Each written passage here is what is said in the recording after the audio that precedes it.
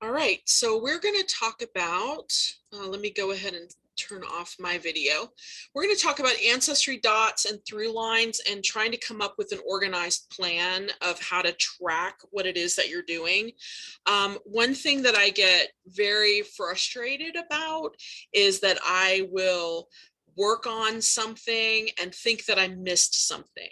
So for example, on ThruLines, with all of the drop down menus and all of the things that you can use to expand your ThruLines and show more generations that connect you to your DNA match, I sometimes get frustrated because I think maybe I've missed something.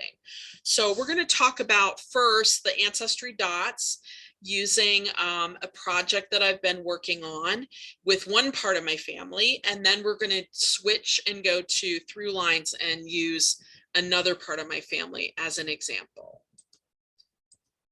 So first of all, think about what's your goal and what's your research question. Anytime we start with anything new in genealogy, whether we're looking at our DNA matches, where we're trying to look at what is the question we're trying to solve, your goal and your question is going to determine how you move forward with tools and with analysis. So if your research question is sorting your matches into 4 grandparent or 8 great-grandparent lines, like we've been doing with the leads method, then you're likely going to focus on 4 colors or 8 colors. So do you want to use the colors from your leads chart, whatever those colors were that you chose for your group? Do you want to use colors to match your DNA painter canvas? Because a lot of us have DNA painter things we're working on. So maybe it makes sense for you to match something in your DNA painter canvas. Maybe you have certain colors for certain ancestral couples. And so to be consistent between the platforms, you might want to think about that. Are you thinking about using the colors for a project and then removing them and starting over with a new project? So for example, what I am showing you tonight is a project I'm working on for my 3 children and identifying the DNA matches they have to their father's line. Because I've spent so much time on the matches that I have in my line that I thought I would change my focus a little bit. So is that something that I want to do and then possibly remove all the dots and work on another research question? So we'll talk about that. Also, Ancestry has only 24 dot colors. So you can use the 4 for your grandparents, the 8 for the great-grandparents, but then pretty soon you're not going to have enough to cover all those generations. So you might want to think about which color do you want for which family. Some people I've heard talk about this and they recommend like the cool colors like the blues and greens for the men, the warm colors like the orange and red and yellow for the women. So it just kind of depends on how you want to structure it. But what I normally do is I just have each one of those colors and I have identified per kit how I'm using them. The other thing is that I try to be consistent among all the kits. Now that's not always easy because sometimes I'm focused on my DNA, and so I have certain colors for that. Sometimes I'm working with my husband's kit. And so obviously they're not the same colors for the same family lines there. So just something to think about and when it in terms of organization. So the other thing I want to mention too, and I don't know that I've ever really talked about this, but if you know the relationship in your ancestry list, if you know the relationship to someone and you've checked the amount of shared DNA and you know who's who, you might want to go ahead and mark that. So let me just explain what that means. There is a place where it says, do you recognize them? And you can click on yes. So you can see my list here. I have my dad and my mom and my 3 kids. So do I recognize them? Yes. So I can choose yes. And then when I can select whether April, is my mother or my daughter. So remember, this is the parent-child category, and the testing company doesn't actually know if April or Kylie is mother or daughter to me. And so I choose her as mother and I identify her as mother. Now you might be thinking, well, why does that matter? Well, it probably doesn't matter necessarily when you're using your own list and you've started to identify who people are, but it helps Ancestry. And in the future, when maybe they're going to take side views and they're going to start identifying maternal and paternal instead of giving you parent one, parent two, if you've tested both your parents. So as we identify each of our parents, or as you identify your children or your first cousin or your first cousin once removed, it's going to be helpful to Ancestry to have those relationships identified. So I think it's worth at least mentioning here. And you can do that by looking at, do you recognize them, and choosing yes, and then choosing the category of match. And if you're not sure, you're not sure, and that's fine. You don't have to label them, but I've found that I've started labeling people and it's helpful. So my research question that I started with to prepare for this was, who are the first, second, and third cousins in my children's match list who are related to their father? So my goal was to identify the DNA matches of each of the paternal 8, that should say great grandparents, not great great. So paternal 8 great grandparents. And I wanted to add each match to my family tree. So as I went through the first cousin, second cousin, third cousin list for my children, I wanted to be able to add each one of those people to my tree and fill in some of those missing a couple of generations there. So who are the players? Well, the 3 children I have, biological children, are Corey and Casey and Kylie. And Corey and Casey are identical twins, boys. My daughter is Kylie, and their father died in 2004 before DNA testing was readily available. And I've noted here kind of the family group. So Alan's parents were Daryl and Annie, both are deceased. Also, all of Alan's siblings and Alan are deceased. So his sister Sandy and his 3 brothers, Tommy, Todd, and Billy, are all deceased. So I don't have people who I can ask for my children, my husband's siblings, if they want to test. There's no one to test. I could ask living children. Tommy and Todd and Sandy, all 3 have living children. But, you know, I tried to find as much information as I can without asking people to test, knowing that oftentimes they can find surprises. So I try to be really careful about that. So the DNA tests that we have available to help answer the question of who are those matches. We have DNA tests for each of my children, and we have a DNA test for their Aunt Sandy. She very recently passed away, and it just kind of prompted me again that I really hadn't spent enough time sorting my children's match list and identifying some of those lines in their family. So keep in mind, there are a couple of approaches that I could use here. Even though we have Sandy's DNA kit, and Sandy is a full sibling to Alan, we could find the matches that each of the children share with Sandy. So that's one way we could approach it. The other thing that we could do, because I've DNA tested, is that we could compare my children's match list against me to give us that mother other.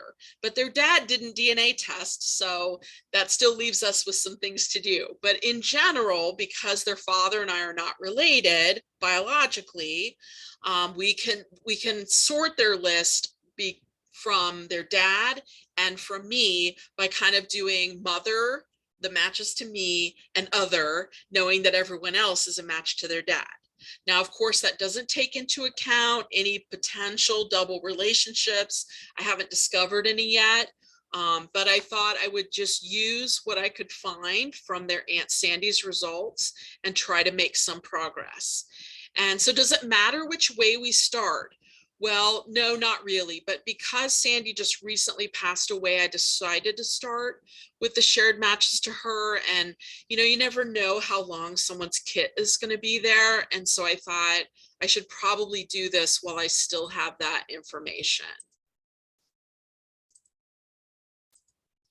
So the family group that I'm looking at, and you're probably saying we looked at this family group quite a bit, but we're looking at my children's father, Alan, his father and mother, and then those grandparents of Alan or great grandparents of my children. And so we're looking for that Washer, McPherson, Neal, and Goldie. Every time I do a DNA project, I'm writing down the surnames. Who was the targeted surnames? Who are the targeted 4 lines I'm looking for? And again, I don't have any proof whatsoever that Alan's father is his father, his mother is his mother. I don't have any proven biological relationships there. All of my assumptions about Washer, McPherson, Neal, and Goldie are based on paper trail, family legend, typical research methods. So this is the chart that we talked about before when I did the leads method for my children. And I ended up being able to separate my half of the family into those 4 great grandparents, but I wasn't able to do that with my children. I still had this Washer McPherson mix and this Neal and Goldie mix. So I'm hoping that using their Aunt Sandy as a comparison, I can further sort because she's 1 more generation closer, just like their father would be. So my process, I always try to share process because I think it's really important to approach it in an organized and methodical way so that you're not spinning your wheels, you're not redoing what you already did. So I started with Aunt Sandy and I started with my son, my oldest son. Now they're identical twins. He's only 1 minute older, but he will tell you he's older every time. So for Corey, what I did was I printed out the match list between Corey and Sandy. Now I didn't print the entire thing. So my focus really is first, second, third cousins. I could have printed the entire thing. It goes down to what, 20 centimorgans, I believe, but I didn't really want to print the entire thing. So I just started with those close matches and printed down to what I typically would do in a leads chart, which is down to 90. And then I realized, of course, I might need to go a little bit lower. And we've talked about some of those kinds of things. I did identify Sandy as his aunt on his father's side. So I did go ahead and make that notification. And you can see here they have 21% shared DNA, 1,452 centimorgans across 42 segments. So the other thing to remember, you want to check to make sure that that 1,452 fits nicely in the aunt category. I can't tell you how many times that I skip that. And then I go back and I realize, oh, that's not really a first cousin, that's a half first cousin. And things like that happen. And so I just want to make sure that you're always thinking, let's go back to the shared centimorgan project and verify that relationship. All right. So the second thing that I do is I confirm that relationship and I look to make sure that it fits in with the probabilities. So aunt is a 95% probability that 1,452 is correct. Of course, it's a 5% probability of a lot of other relationships, but 95% gives me a pretty good confidence about it. I also check Casey with Sandy and I check Kylie with Sandy. So I'm checking each individual child to make sure that Sandy's in the right range to actually be an aunt, because I don't want to make a comparison with her and try to use her to sort for those 4 grandparent lines of Sandy without thinking that she's related to all 4 of them. So if she's a half aunt, she wouldn't be necessarily related to all the people I want to sort. So it's just important to verify that. So I did the leads method and I started the leads chart for Corey. So I went through and I made a list and I had 400 down to 90 and I did the typical leads chart. So for those of you who haven't done that method, or you haven't done it recently, or you haven't seen those talks, there are a couple videos on YouTube about that on the YouTube channel, and you can go back and learn how to do that. We're not going to rehash that tonight, but I did the chart for first son, and you'll see in column D, that's the centimorgans shared between Sandy and Corey.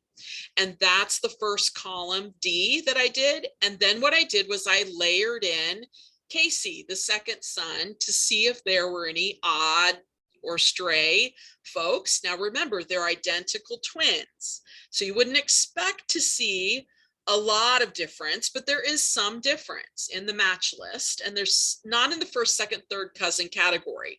There is as you get lower down, but there is some difference, slight differences in the shared centimorgans. And then what I did was I layered in Kylie to see if there are any additional matches that weren't picked up by the two boys.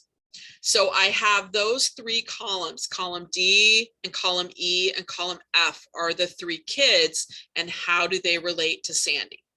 So you'll notice right away, this first to second cousin Ron at the bottom of the list matches Corey at 369, matches Casey at 369, but matches their sister at 614. So if I would have been doing the leads chart and started with Kylie, Ron would have been one that I didn't even layer in because he's not in that 400 down to 90 range.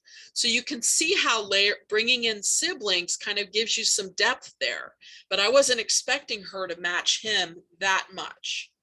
So that was an interesting thing that came up. All right, so sometimes one sibling has a high match, higher than the 400, and another sibling has a low match. So look at Paul in this chart. So when I found that when I did Corey's chart and Casey's chart and added them in here, and you can see both of those columns have some slight differences in the centimorgan values, totally normal, even for identical twins.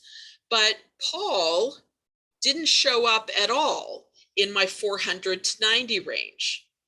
Paul was not there. But when I checked my daughter's list, she matched Paul at 209 centimorgans. So I went looking for Paul in Corey and Casey's list and found him way down in the 40s. So I went ahead and added a row for Paul. I put him in at 209 for my daughter, but then I added in how much he did actually match my sons. Now I did that in a different color. So for me, sometimes I do different colors to remind myself, and I actually put inferred for my sons because normally they wouldn't even be in, Paul wouldn't even be in the chart, the shared match chart, if I had only looked at Corey and Casey. So that's why I just kind of put inferred to remind myself that this is a set of siblings. And so he really is a good match, and he's actually a really strong match for my daughter. But he's just a lower match for my sons. So some of those color coding things I do just to remind myself. So what I did at the end of this, between 400 down to 90, I ended up with 5 groups. So the red group and the green and the yellow really are the same group. If you look at the overlap between red and green, and then if you look at the overlap between red and yellow, those 3 are the same group. Orange and blue are the same group as well. And so I still am getting 2 combined, groups that I really want to tease apart a little more. But what I'm going to do is I'm going to use actually 5 colors in Ancestry dot system instead of 2. And there's a couple reasons for that. The first one is there's some reason why that blue group is out there. and why that yellow group is out there, you know, where there's only a match or two, or even the green one. And so I just kind of want to tease apart the shared matches of the shared matches and try to sort out if that's a particular line of great grandparent. So I'm actually not going to do just 2 colors. I'm going to do 5 in Ancestry's dots. But you can always start with 2 colors and then branch out if you want to. But I usually start with however many groups I have. I also want to point out here, about in the middle of the chart, you can see there's a KW, and she matches one son at 145, the other at 148, and my daughter at 0. That's kind of surprising, isn't it? That someone could have a match and match at 0. But in third cousin range, you can have third cousins to you who don't share DNA with you. So it isn't totally surprising to see some 0s, but to see a match that big, or even the match of gene, or whatever that's short for, 197, 201, and 0. So there are a few of those. I thought that was really interesting. And there are a couple of matches you can see that I have in green, where my daughter was the higher match than her brothers. So how do you mark the shared matches? So in Ancestry's dot system, you can organize your matches in your tree any number of ways. Now, I saw a webinar that Michelle Leonard did on Legacy Family Tree webinars. It was a few weeks back. She actually has a large library of videos there. So if you're a member there, I think it's $49 a year, well worth it. But she has a whole pile of videos there. But she did a video not too long ago, a couple weeks ago, and she talked about either adding a suffix or creating a custom event for notes. And I thought these two were interesting, although I don't do either one of these. I just wanted to point them out in case you found it of interest. So when she's saying add a suffix, so a lot of us understand about suffixes with names. So like senior, junior, things like that. Most of the people on our tree aren't seniors or juniors. And so she uses this field to add in how many son and mortgages you share with the match, so that it shows up in your list, in your tree, with the amount of son and mortgage you share. So I thought that was interesting. And she also labels it with the company. So she uses an abbreviation for Ancestry, an abbreviation for MyHeritage, 23andMe, and so on. So that way, when you're viewing your tree, you can see your matches and they show up in the naming of the person. So again, I don't do that, but I thought that was a really interesting way to do it. She also creates a custom event for DNA notes. So you can do that in your tree as well. You can make a custom event and you can add notes. And so I thought that was really a couple of really good tips that you might find helpful depending on how your tree is. So for Corey, what I did was I first looked at his shared matches with Ron. And when I noted on the leads chart that that was that red group, I wanted to make a custom group. And I know that Ron's a paternal match, so a match to my son's father, and a shared match with my son's aunt. And so if you click over on the right where the plus sign is, you can create a custom group. And so I made a group and I called it Paternal Group 1, and I labeled it red because that was the red group in my leads chart. Now, again, that's just kind of the way I do it. You don't have to do it that way. You can make your own charts. You can make your own color scheme, however you want to do that. So I did Paternal Group 1, and what you're going to see is that I did Paternal Group 2, 3, 4, and 5 as well. And so let's look at a couple of others here. If I click on that, what opens up is I can color code a whole group of shared matches at once. We used to have to do this one at a time and it was painful. So when you click to add that color to the first person, then what opens up is this list over on the left where you can check all the boxes of all the people who you want to color the same color. So all the shared matches between Corey and Ron, I'm going to check mark so that they're all in paternal group 1, that red list on the leads chart. And I eventually went through and I identified 5 different groups that match my leads chart. And I had red, orange, green, blue, and yellow. So those are my 5 groups. Now you notice that my son Corey's 2 siblings are also in all 5 groups. They have 5 groups, but as you move down the chart, especially in that range of leads from 400 down to 90, you're going to see that people are usually in 1 group, maybe 2, unless you have a lot of endogamy.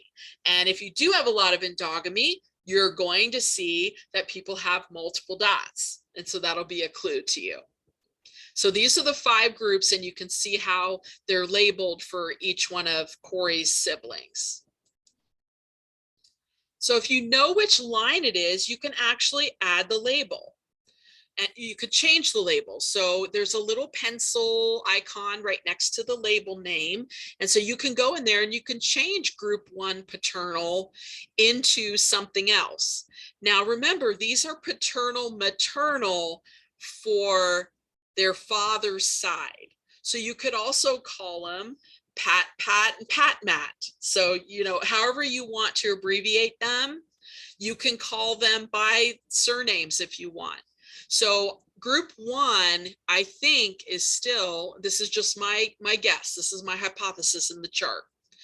Paternal is still group 1, a mixture of Washers and McPhersons. I still am not quite able to tease those apart. And that's after working with the matches, looking at the trees, trying to figure out who's related to who, building one big tree, and using ThruLines and some of those other things. So I'm not just guessing this out of thin air. That's from my research that I did over quite a few hours. I would say maybe 10 hours I spent trying to tease these apart. Then I found a group that I think is only Neils. And I found another group that I think is only McPhersons. I found a group that's only goalies and a group that's only washers. Now, the problem is I still have that Washer McPherson mixture and I don't know why. So there's probably something interrelated between the Washers and the McPhersons that is that has them connected. So maybe some pedigree collapse or something in there. Not quite sure yet. Haven't spent enough time yet. So I could go in and I could change these group names. For now, what I usually do is I leave them as group numbers that match my leads chart, and I don't add the names to them yet. What I want to try to avoid is confirmation bias. I don't want to go in and say, well, I'm sure these are all Neils, so why don't they fit into the Neils? They must fit into the Neils. You know, I don't want to go down that road. I try to keep them a little bit more anonymized so that I'm not trying to prove myself right. I really, most of the time, try to prove myself wrong. So how do you organize information about each match? So remember I told you that I print out the shared matches between Corey and Sandy. So this is what it looks like. And I do a lot of this on paper. So I'm just showing you my paper that I mark up. So I have marked the 40s down to the 90s. I've printed this out, and these are all hot links on the Word doc. Obviously, they're not hot links once you screenshot it, but in the Word doc, they're hot links, so I can go back and forth and check everything. This is easier for me than going individually through the match list, is to copy and paste it into Word and then go back and forth, looking at the trees and looking at the individuals. Everything underlined there, the name, the public link tree, the private tree, or whatever, the common ancestor, those are all hot links. And so I do my work here rather than in Ancestry's tool. I just pop in and out of it. I do note if there's no tree, I start labeling as I figure out who's who. I label them as paternal paternal or paternal maternal. I start drawing rough trees to try to confirm the relationship. And if this is your kit, you can use ThruLines. So I could go to Corey's ThruLines and try to work on that. But generally, I wait and do that after I'm not sure, you know, if I haven't figured somebody out. So let's look at the first one up there. So that Ronald that I was looking at is a 369 centimorgan match to Corey. And I have drawn out Corey, Alan, and Daryl, and then Thomas. So you can see that top line there, Corey, Alan, Daryl, and Thomas is the lineage that I think that I know about Corey. And then Ronald and Velma and Thomas, well, Thomas and Rachel, is how Ron fits in. He's a son of Velma, who's a sister of Daryl. So I've kind of drawn the little rough tree. And so now I know where Ronald fits in. I go to my tree, I make sure I have the right names in the right place. And then I figure out, I mark that I've updated my own tree. And then I figure out what relationship is that. So how is Corey related to Ronald? He's a first cousin once removed. So I've labeled what side of the family, I've labeled the line, I've labeled the ancestors, I've looked at the centimorgans, and I've confirmed the relationship as first cousin once removed. Then I go to the next one. So I look at Joe. Well, I don't know who Joe is, but I know that Joe is a pat because of the group, the leads chart. But I don't know anything else about Joe, no trees. So you can see there, I've got more work to do on Joe. And this gives me a roadmap of how to come back and try to fill in some of those gaps. Then I looked at the next one. I don't remember the name, GE something. And I've got, again, Corey, Daryl, Thomas, actually Alan's missing in there. He should be in there too. See, I find my mistakes this way too. And then I've got the family tree for the match and how they're related to one another. And then I go in and I update my tree. So there are a lot of things you can track here. I try to do the paternal maternal matches in a different color.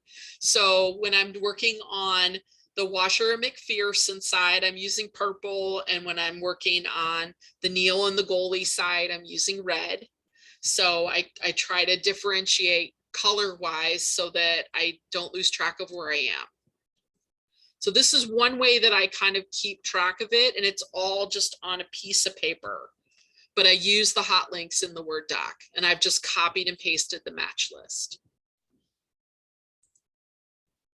So I also mark 400 so I don't forget.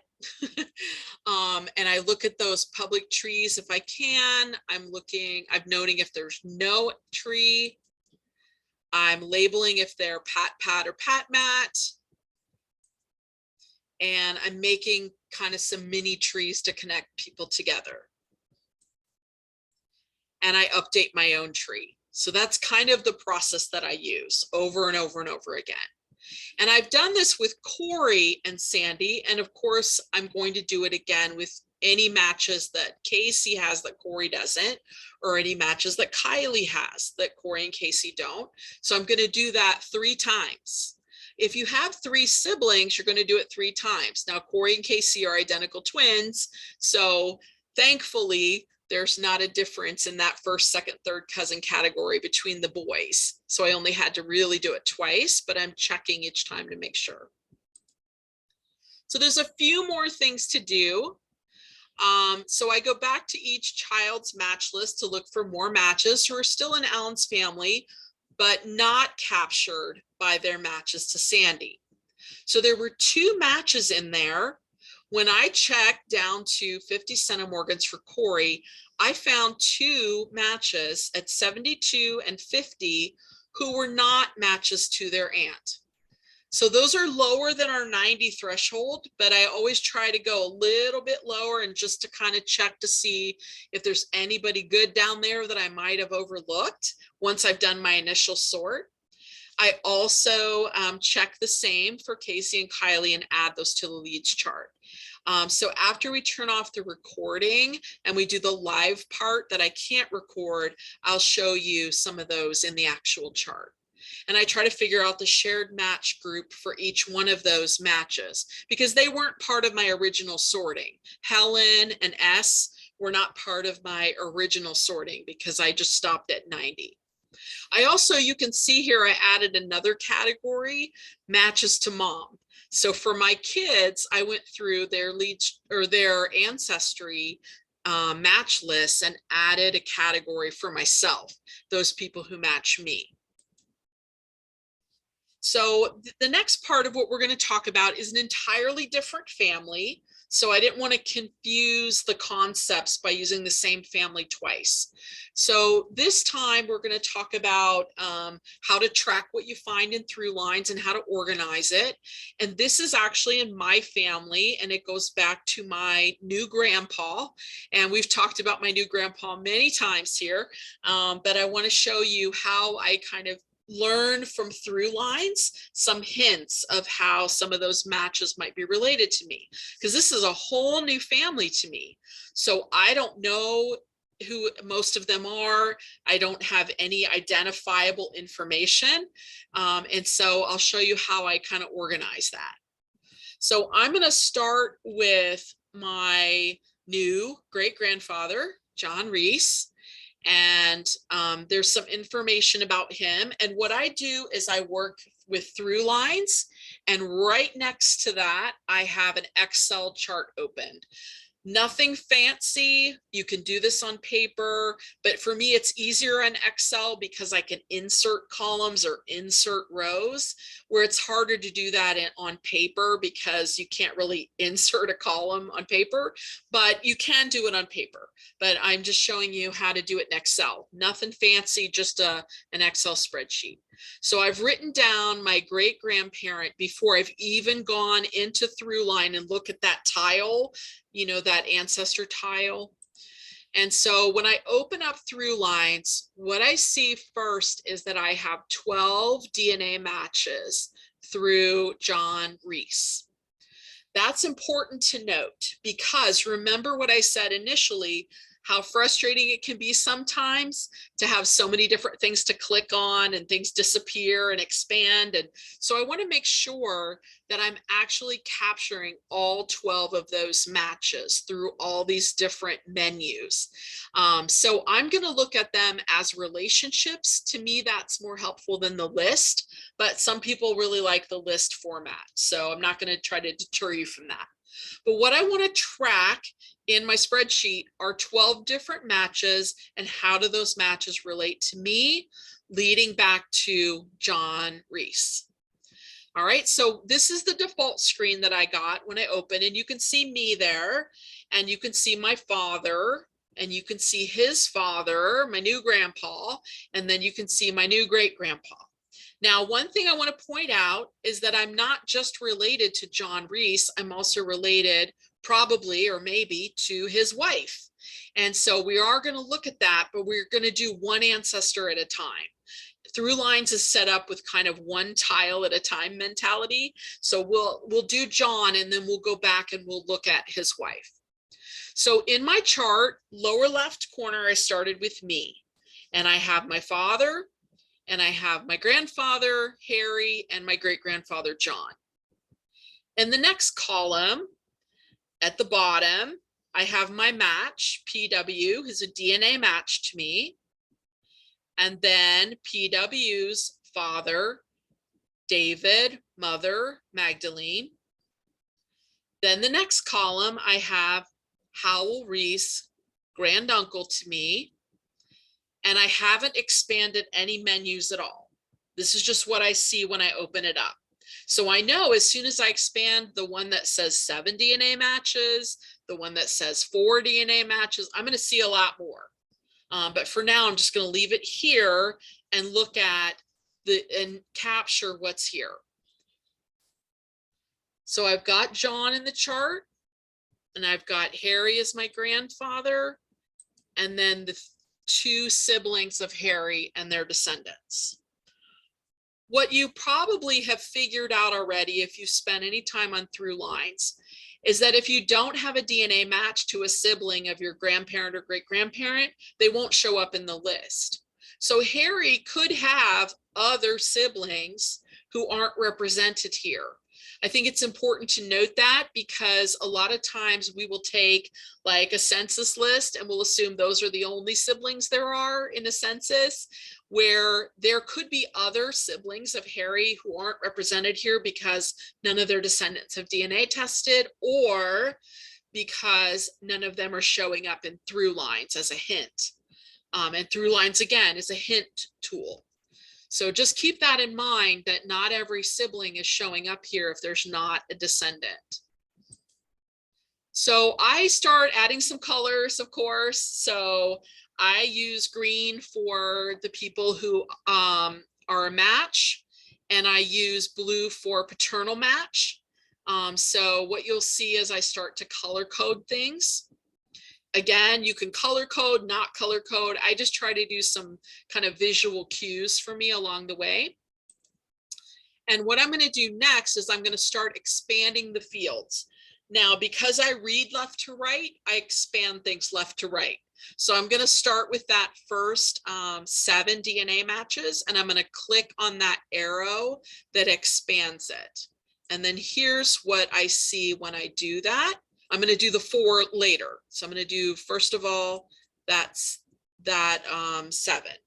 So then what opens up here are more information. So you can see where I am on the chart. I kind of moved a little bit, but John Warren Reese is here. 2 private people and 2 DNA matches show up. So I'm going to start adding those 2 columns for those DNA matches. So these 2, I don't know who they are, and I can go ahead and evaluate. The evaluate button in ThruLines allows you to view the other family trees that people have, maybe sometimes some documents and things that verify or at least attempt to verify who those people are. But in general, I'm not in the evaluation mode when I'm here. I'm really more in the capture everybody mode and go back and evaluate later.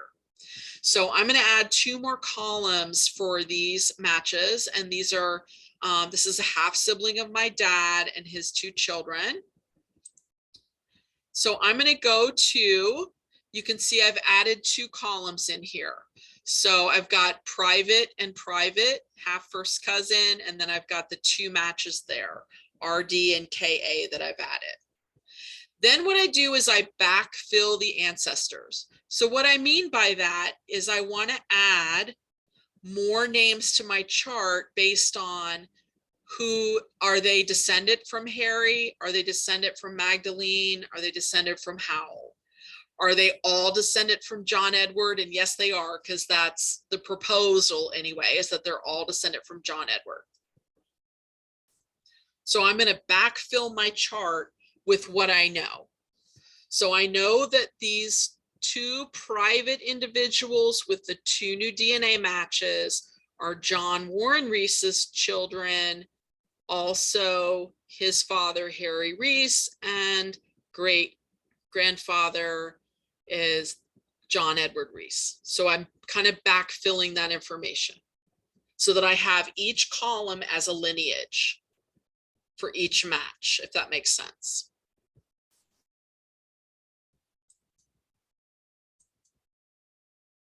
So those are what I added after I looked at those 2 DNA matches. So now we're going to look at the next 4 DNA matches. So I'm going to expand that one out, and I'm going to see who else is there. So when I open that, what I find is these are matches that are direct matches to me through my father. So these are my brother and my sister, my son and my daughter. And you might be saying, well, you have 2 sons. Yes, that's true, but only one is attached to my tree, so only one is showing up here. The other son is not attached to my tree as a DNA match. So I'm going to add these into the chart. So I'm going to add my son underneath me and my daughter. So I added a new column for my brother and my sister. So those 3 columns in the middle are 3 new columns, and then I'm going to backfill. So I've added these 4, and then I'm going to backfill so that I have the direct lineage for each person. Now I've kind of anonymized here, like the JRs and the TRs and all that. You're going to use full names on yours, right? So anyone who's still living, I just put initials or I put private or something. So you'll notice like my sister's a JR and my father's a JR. So that's going to be confusing over time with the anonymized thing. But for you, you're going to use full names on yours, I'm sure. So this is what it looks like when I color code it a little bit. So those paternal matches.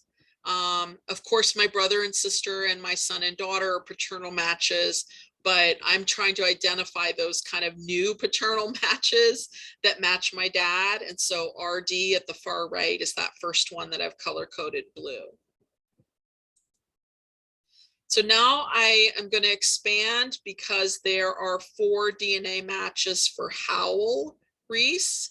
And so I'm going to do the same thing. I'm going to go over here and I'm going to look at his matches, and 4 more matches appear.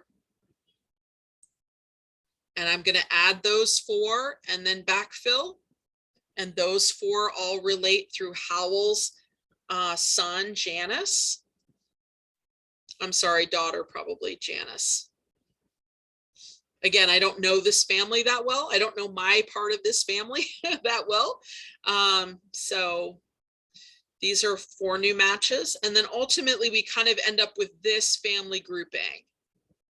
And these are the 12 DNA matches for John Reese. So you can see all the way across the top, John Reese, and then you can see underneath that each generation, but each column is a lineage. Each column is how each person is related to me. So I'm kind of the major tester. That's why I'm in green over there by myself.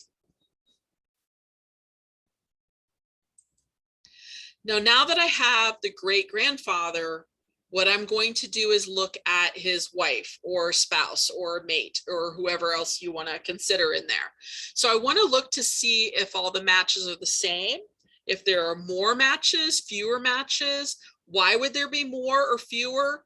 Who knows? It has to do with distance, genetic distance, recombination. Some people inherit DNA, some don't at different levels. And so I'm going to look to see for Margaret how many matches are in hers, and it says 13. So I do have 1 more match to this couple, or maybe just to Margaret, not sure. Could be to the couple. And so I'm going to add her in. And so I'm going to go back to Excel and I'm going to add half where appropriate, of course. And then what else can you do? Well, after you get finished with the ancestral couple, you can layer in siblings at each level who don't have descendants. So for example, we talked about if Harry had siblings who did not have DNA testers, who were descendants today, I could still layer those siblings in. They just are dead end in terms of DNA, or at least so far are. What I haven't done is I haven't checked my brother and my sister to see if anybody else has DNA matches, or my father even, who has DNA matches, who might fill in some of those gaps. And then I also use I kind of start with in the Excel sheet with the notes field.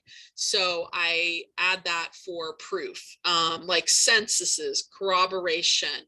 What have I found? So I really do most of my note taking in Excel. It's just easier for me than having multiple places to look. So I'm going to stop the recording.